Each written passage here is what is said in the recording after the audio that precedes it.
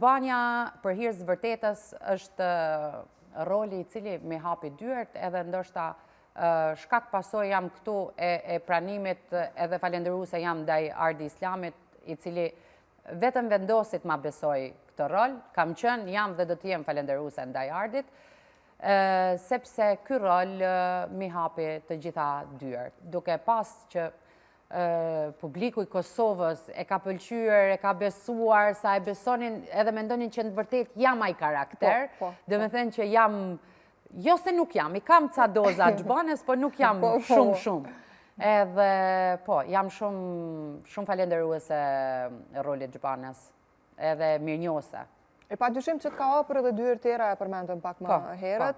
Ke filluar tani që jo vetëm filmat, po je me shfaqjet, je gjithmonë e zënë sa I përket pjesës të aktrimit. Sa I përket pjesës aktrimit, dhe me thënë që mas rolit Xhbanës, kam qenë fillimisht në Kosovë ato 3-4 vite që kam qëndru në Kosovë, kanë qenë emisione televizive, kanë qenë teatr, kanë qenë filma, ka qenë asistente, kam qenë asistent grimire, asistent kostumografe, I kam bërë gjitha. Dhe me thënë, gjatë gjithë kohës kam punu, asnjëherë nuk jam dalë me mendu që, po se bëj unë këtë se, unë jam aktore tani të presë rolet më dhaja. Jo, kam punu. Edhe nuk jam dalë.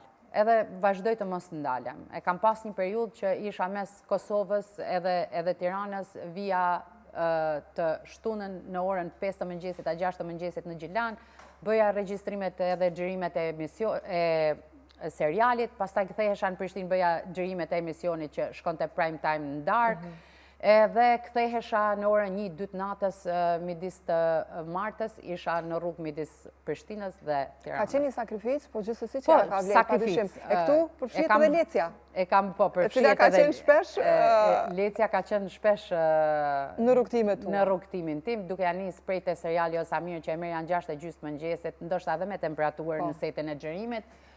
Se s'kisha ku talia. Edhe vinte, ka qenë asistente e shumë shfaqjeve, shumë serialeve, shumë filmave, Lecia me mua. Është e vështirë t'jesh një nan, në këtë rast t'jesh aktore, karieriste, dhe një nan veturshyse.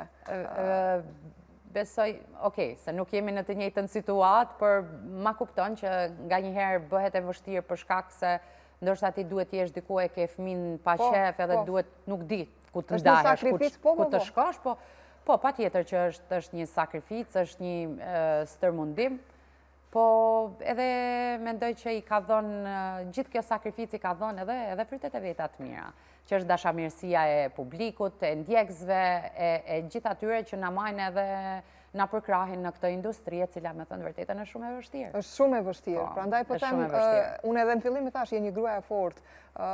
Ka të bëjë me rënjët kjo? Patjetër, pa diskutim.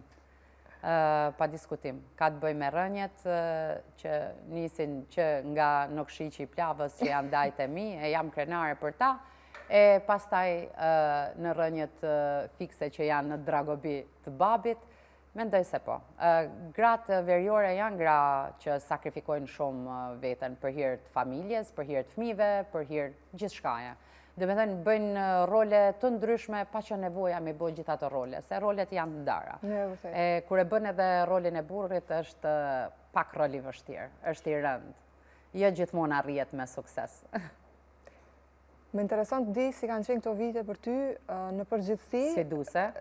Me rritjen e fëmijëve në këtë rast, po gjithmonë duke tentuar që edhe veten të mos e lësh anash, edhe të ngritesh gjithmonë ndoshta prej glamit, emisioneve, projekteve, duket sikur se kam lënë veten anash, po në fakt kam qenë as në plan 2, jo, ndoshta edhe në plan 3 edhe në plan 4. Le ta heqim këtë glamin televiziv edhe të projekteve dhe glamin e Instagramit, po, e kam lënë veten shumë as dore, me thonë vërtetën, në shumë aspekte. Puna merr kohën e vet, projektet marrin kohën e vet, fëmijët marrin kohën e vet, e nga njëherë harron të jetosh.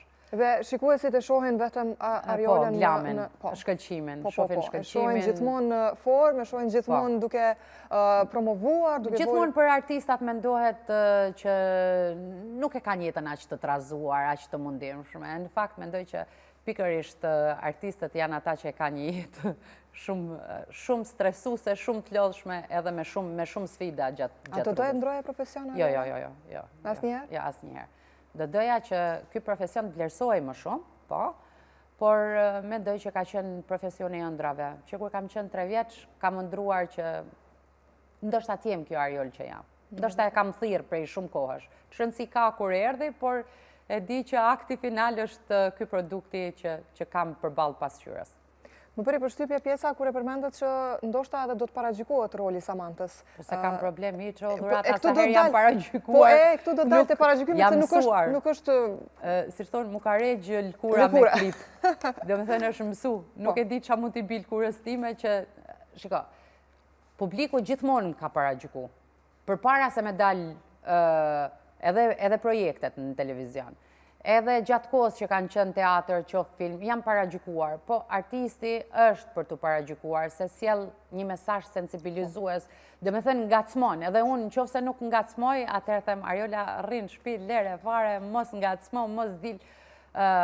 Shpeshherë na krahasojnë dhe na ballafaqojnë me karaktere që jemi si protagonista në një projekt, qoftë ai teatror, qoftë ai filmik, qoftë ai serial, apo një emision televiziv.